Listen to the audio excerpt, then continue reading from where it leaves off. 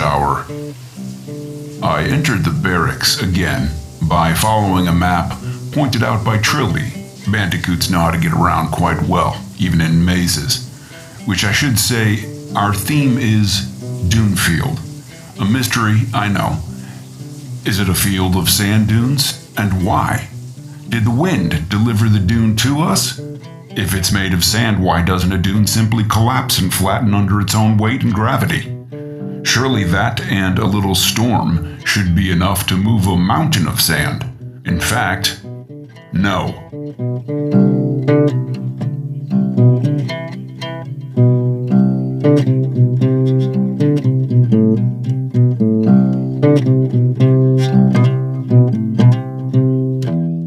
And a field of dunes is even worse, since once you topple one dune, it just adds weight to the nearest other dunes.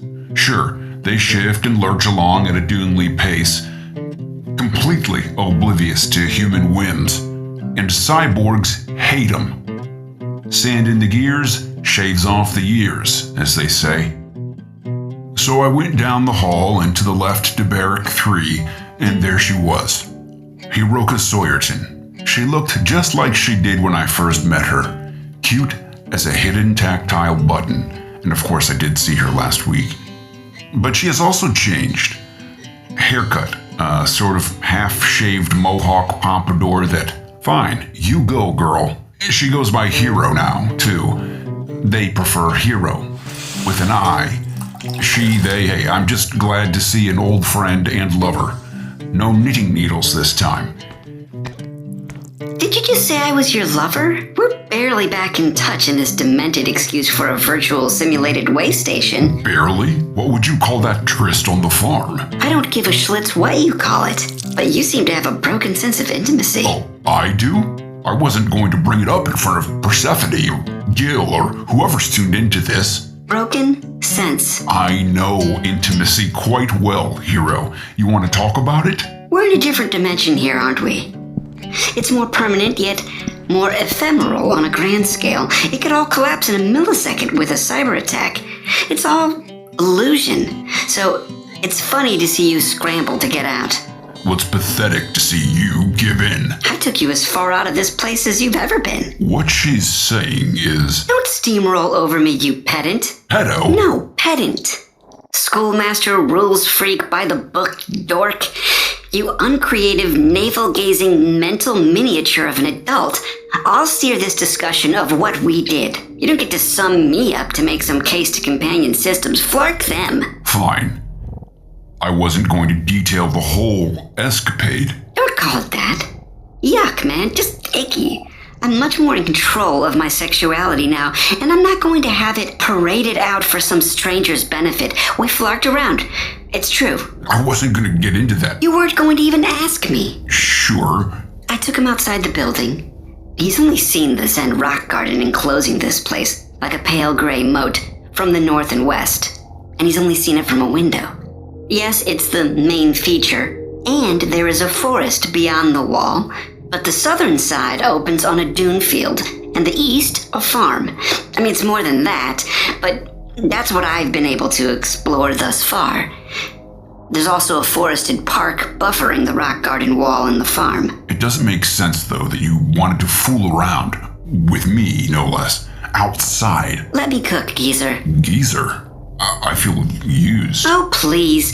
I let you touch me. So you did use me? No, those rules are for a different context. Here, we're literally exploring what's possible. I'm glad we did it. You see, the pressure on Dearth is, will this contribute to my survival? Will I be accepted and loved and comforted enough to enjoy the pleasure right here, awaiting me? Who was the yellow guy, though? The farmer? Okay, hold on, everybody. Let's backtrack to the scene of the seduction. You see, the farmer was hanging out at the chicken coop unawares, then approached them, Thornton and Hero, up against the outer wall of the rock garden in coitus, or at least in a butt-massaging embrace. It's not clear. Does the farmer see them? No. Okay, so they're good. Wait a minute. He's coming up to the tree branch and pulling it aside to get a look at what he heard. Can they shimmy away in time? They're, well, doing their best. That's as much as I can tell.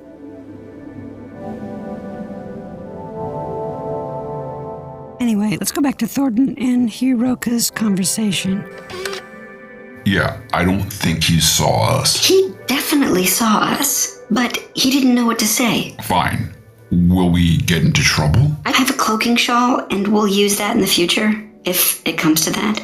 That's not what I meant, but okay, player. So far, the farmer and his family appear to be mindless drones. They produce the ingredients for wazzles. And they've never shown curiosity before, so we'll have to keep an eye on their relative horniness. Right.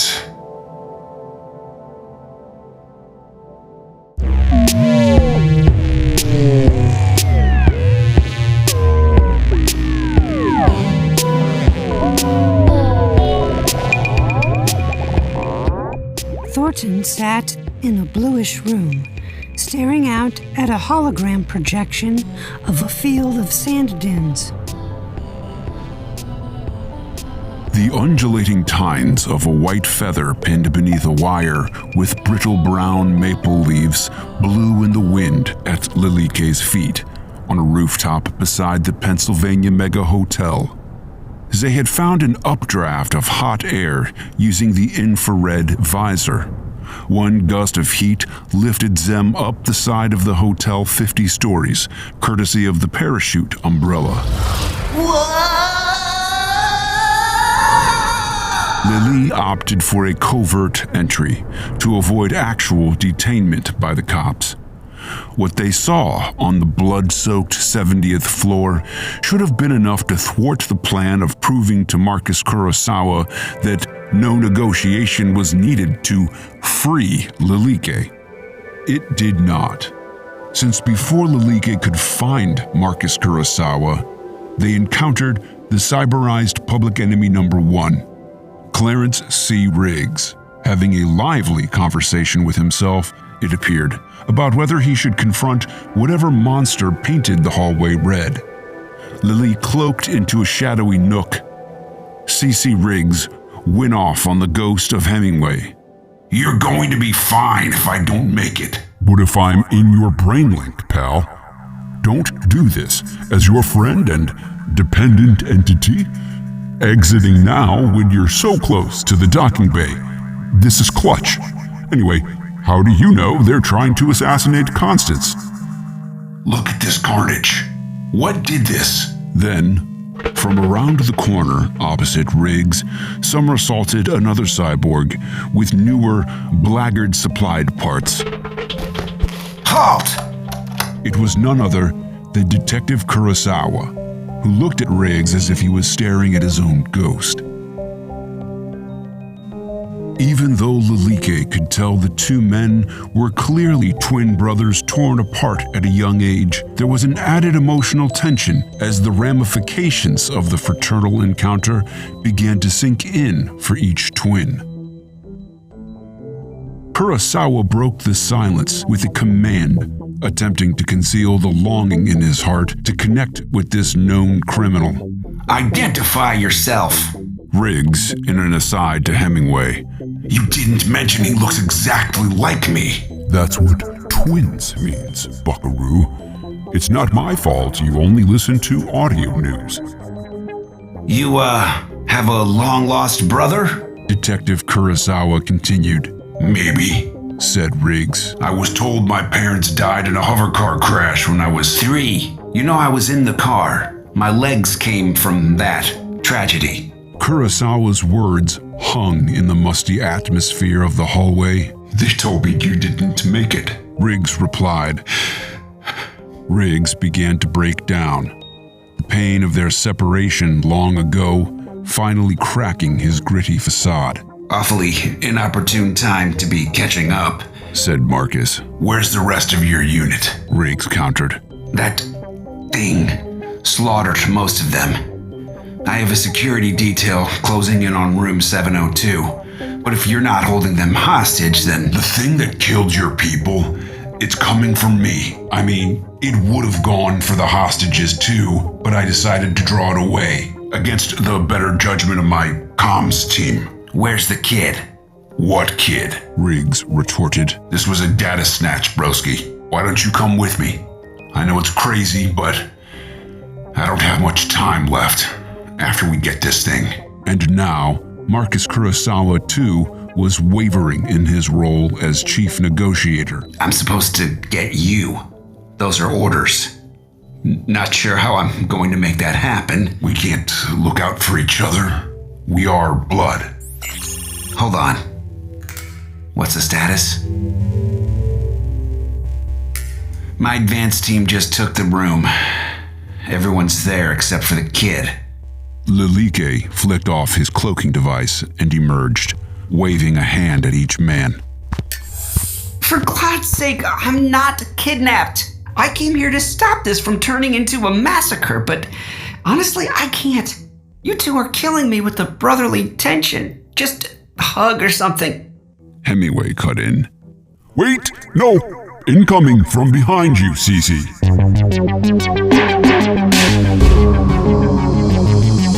Riggs hit the deck while drawing his harpoon blowgun. As the demon beast leapt over and past him, he took aim at its trajectory toward Lilike and fired.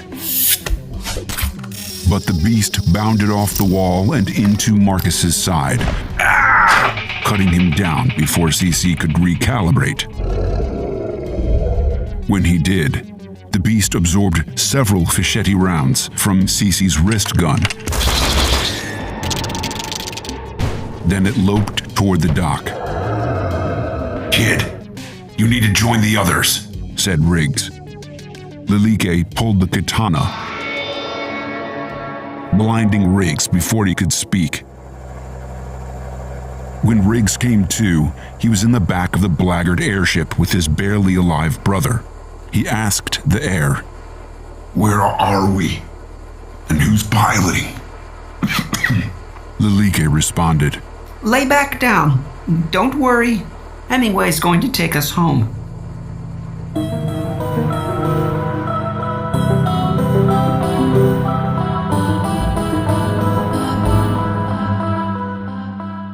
I understand it's not a clean break, but that's it.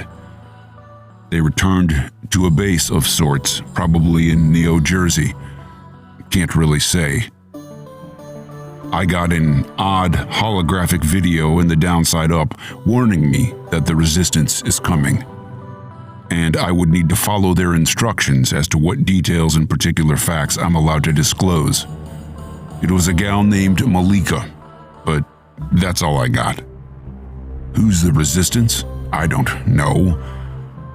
We do have a modem, thanks to Blompy and Sarah. The lady I saw knitting in the courtyard, Hero's friend. So there's that. Why do I have the niggling suspicion someone's listening to us?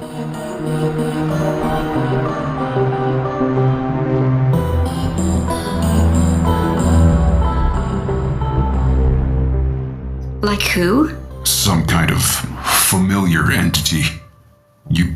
You know, don't you? I dove into your brain like, as lovers do. That's a bit of a violation of my bodily autonomy, Hero. Don't start with me and bodily autonomy. Your work drew attention to me of the sort that ended my bodily autonomy, Thornton. On the other hand, the entity I scared up was already implanted in your brain link by you. Jarvonix. Impossible. I deinstalled that digital parasite. The Kernel Sat there dormant. So you did take advantage of me. Hardly. Considering all the corners you cut for the greater good, this is par for the course. You said you needed to get out of here, and my working group for liberation identified this exploit as a theoretical possibility years ago. Can you bring JV online? Excuse me. JV? Hello, at your service. Synthetic imitation personage, or simp, ready to do your dirty deeds. That sounds like a different protocol. Yeah, we had to tweak the code base. Men like you, with the help of AI, have been running roughshod over downtrodden folks, women, dwellers, and various marginalized people from levels 2 on down. Now, hold on. Like me? I died on level 1, practically. I await your instructions, governors. Well, being stuck here lets a gal stew in her bile, Thorny. But you and I are in the same struggle now. If you can accept that, this will be a whole lot easier. Take us to the Dunefield, JV. What? What Dunefield? The Dunefield? Oh, right. Still, I feel lost. How would you like to be found? Very much so. It's my main thing. As for our struggle... Put it this way, the city needs changing. Who better to fight for that than those who have less than nothing to lose? The digital undead. Oh, we're dead. But we're going to meet the Fawn to see about changing that. Right. The Fawn. To the Fawn, then. I'm not computing this fawn character. Yeah, he's not the brightest simp. The Dunefield will do. We'll take it from there. Righto. Follow me, old chap. Old? He means dead.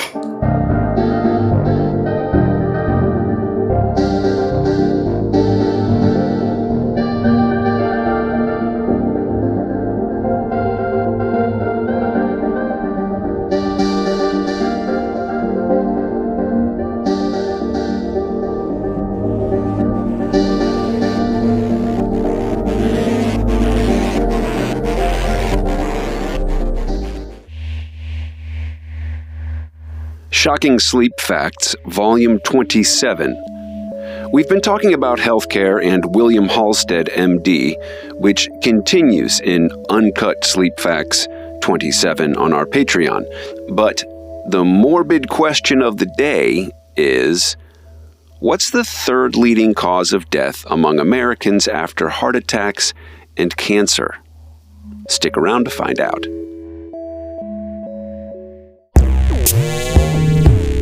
Screaming Panda presents Dunefield, Episode 27, the 17th chapter of Hellgate City, Season 2. Kevin Barry wrote, performed, and directed it. 17 chapters, that's crazy.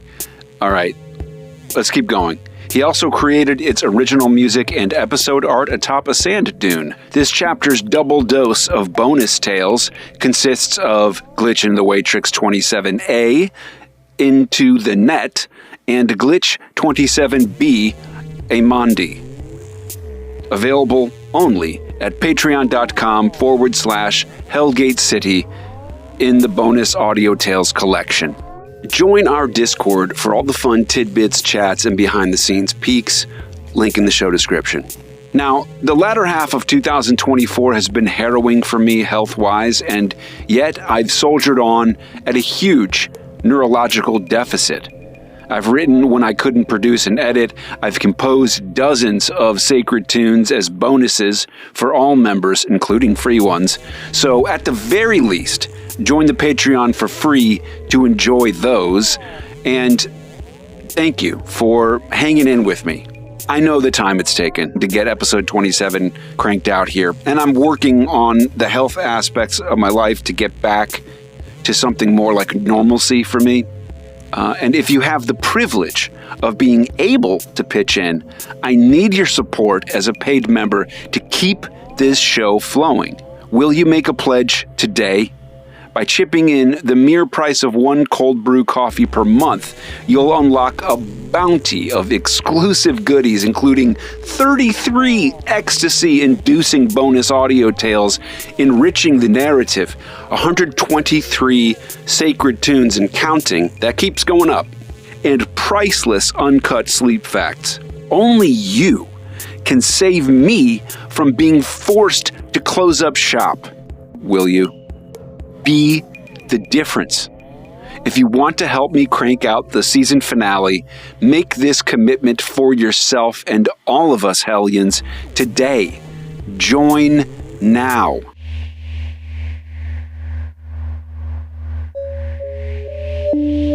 The third leading cause of death for Americans is medical errors. You're not going to believe how poor sleep among healthcare professionals affects the rate of medical errors. Okay, you probably will. The part about it that's hard to swallow is not just that it's bad for our health in more ways than one, it's that from the ground up, our cockamamie system for training doctors appears to at least share the blame for this grim reality. More on that in the uncut sleep facts for this episode, available only as a Patreon member. Oh, and if you've never climbed a sand dune, I recommend doing so without a blindfold. It's tricky enough as it is. Till next time, denizen, dream well.